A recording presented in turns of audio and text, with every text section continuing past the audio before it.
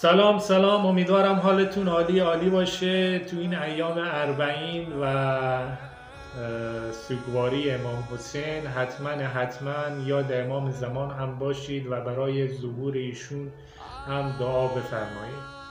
کسی که برای عزای امام حسین هزینه میکنه توش هیچ بحثی نیست، اما شخصی که در عزای امام حسین علیه السلام هزینه میکنه ولی به نیت فرج ظهور آقا امام زمان علیه السلام خیلی فوق‌العاده است. این اربعین به ظهور امام زمان علیه السلام به شدت ربط داره. فراموش نکنید اربعین تجلی ظهوره. هر کی گرفت خوش به حالش. من کارگرم و برای تعجیل در ظهور خدمت میکنم و با اینکه مشکلاتی داشتم ولی دست از خدمت بر نداشتم.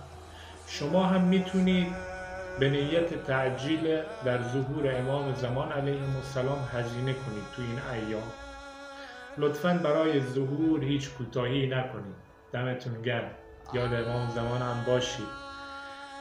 خوش به حال اونایی که هزینه میکنن و یاد امام زمان هستن. التماس دعای مخصوص.